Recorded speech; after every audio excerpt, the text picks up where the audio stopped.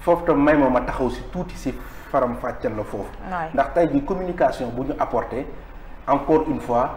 c'est une frange de une partie de l'opposition ñoo def une communication déformé ko négative. et ça je regrette parce que tey jii. Sénégal defe naa bu baaxee ñun ñëpp la baaxal. pour ñëw si diaspora bon tey jii boo xoolee. Fatima lan mooy suñu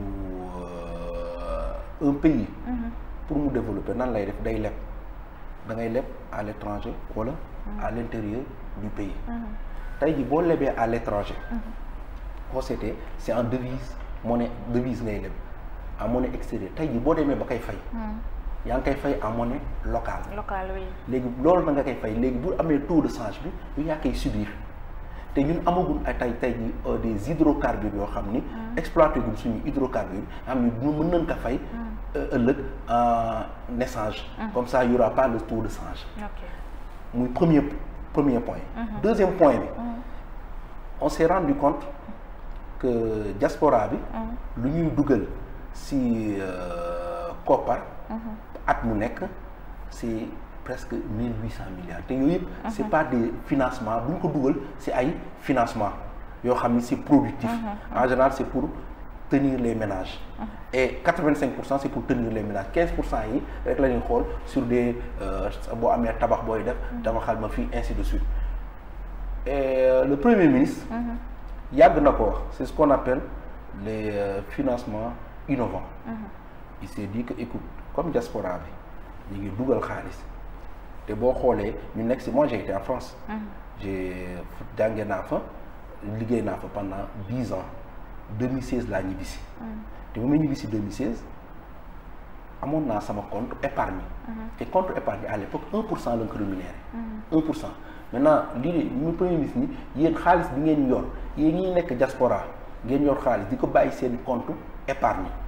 est-ce que baaxul pour un élan patriotique et de solidarité ngeen ñëw investir ko ci seen dëkk boo leen ko investir ci seen dëkk au lieu ngeen am taux 1% c'est des taux de 6% boo xoolee taux yi sur 3 ans 5 ans 10 ans te c'est sûr c'est que en plus da ngay jël def ko sa dëkk ndax tey jii boo nekkee tugal dëkk boo mënti nekk tugal nga am sa xaalis ndax ku nekk tugal di nga épargner en général booy épargner nga bàyyi ko ci banque bi ñu lay rémunérer banque bi day jël xaalis bi am ñeneen ñu ko lebal développer dëkk bi tey jii yow bi boo nee écoute man pour mon pays tey jii xaar ma jéem a dugal ce qu'on appelle eurobond yi dugal investir sama dëkk comme ça à taux di ma jox taux boo xam ne moo gën a avantageux fuuf ndax fii ay 1% la te fii mu ay on part de 6 à 3 ak 6% ça dépend selon échéance yi mu nga ni noonu moo gën a baax fuuf looloo tax ñun diaspora bond bi kii la manière d'investir te day man pour man sax opposition bi am si pourcentage boo xam ni da ngay defaraale sa dëkk. d'accord fait pourcentage boo si mënti am doo defar sa dëkk jàmbur ngay defar. ñun la léegi ñëwal nga dugal koppar sa dëkk nga ñëw investir te taux bu ñu la koy joxee moo gën a avantageux. fuuf te di nga bokk suñu relancer waat. pourquoi il n'a pas expliqué les choses aussi simples que ça parce que on n'a pas compris te Sénégalais yëpp nee naa la li ñu jàpp mooy dañuy leb bitim réew te li nga wax nii peut-être c'est compréhensible. Et puis dina nekk loo xamante ni élan de patriotisme là aussi. Mais justement il a très bien expliqué. ba mu demee Italie waxee na ko noonu sauf que derrière la communication du PM. Il y a eu des gens ñoo xam dañoo yàq communication dem am luñ koy xam nga léegi réseaux sociaux yi. ah non man lan laa doon dégg ba ma ko dégloo jour boobu tax ma doon reetaanloo. waaye ñun dañoo. Sonko quand il était à l'opposition danoon dem diaspora am naa leen moo faloo di ngeen ñibbisi. léegi mais c'est vrai c'est lui qui l'avait dit oui après ñan la ñuy wax. léegi dem ma na ba falu naan lebal leen ma pour ma liggéey loolu boo ko déggee après c'est des. participer leen ci réew mi loolu la participer leen ci réew mais je vais vous donner l'exemple. oui. Israël en 1950. ils ont fait des eurobonds ndax tey jii Israël de papa eurobond. Diaspora bon mais ñoom def na diaspora bon aujourd'hui de 1950 à nos jours il y a 40 milliards de dollars yu Israël développé mais nu mu ko waxee au fait lan manqué c'est le slogan ndax Israël ba mu koy lancé dafa amoon benn slogan bu mu ko lancé woon dafa ni pour la survie de l'Israël kon yéen jël leen ngeen dugal seen xaalis te mi ngi kon ni du dugal am na yeneen dëkk yu koy def yoo xam ne saa yu ñu soxlaa dañuy woote seen dëkk diaspora bi dugal xaalis injecté c'est sûr dara gën ko wóor et gën a rentable man taux de rentabilité bi laay xool lépp moom tey jii sama xaalis placement fu ma koy placé lan laa njëkk a xool le taux de rentabilité et la sécurité tey jii dara wu gënul wóor nga lebal état waaw léegi nag slogan boobu peut-être dañu kii ak tam à côté de ça ñu déformé ko loolu mooy problème mais man damay encourager les Sénégalais de la diaspora ñu investir et en plus l'appel public à l'épargne ce n'est pas que de la diaspora les gens disent diaspora bon mais non même ceux qui sont à l'intérieur du pays ñu nekk fi tam ils sont concernés voilà donc c'est les deux. est-ce que jàpp ngeen ni avec taxi yeeg diaspora bon beeg yooyu noonu appel public à l'épargne bi yooyu yëpp di ngeen dajale koppar yi ngeen soxla sous 3 ans. bon c'est une estimation qui xam nga tey jii boo ñëwee entreprise man en tant que chef d'entreprise. da ngeen ko estimer rek. en tant que chef d'entreprise da ngay ñëw nga ni le budget prévisionnel man c'est mon budget prévisionnel de temps maintenant en fin d'année. ce budget bi nga prévisionnel mën na dem à la hausse ou en deçà. Voilà donc c'est une prévision lan def.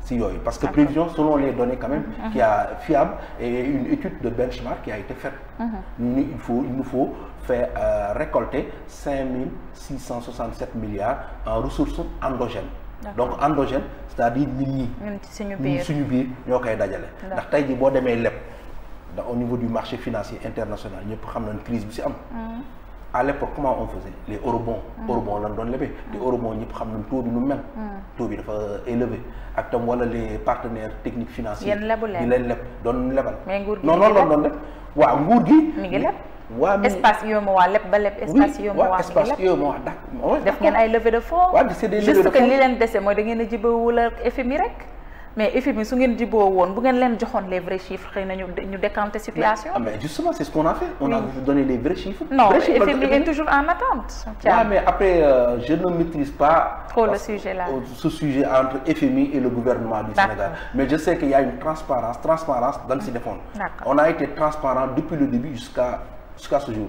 Après na xaw ma lan lay FMI di xaar de plus.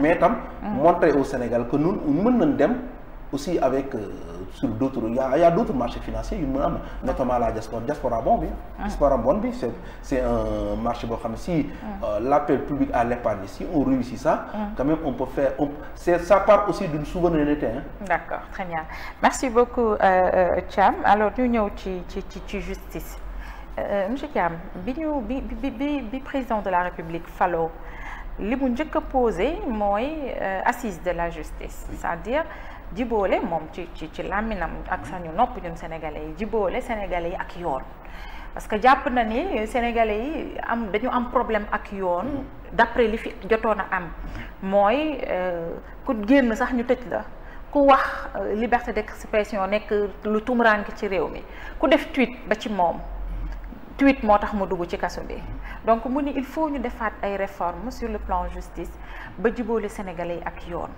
mais tey jii est-ce que mën nañu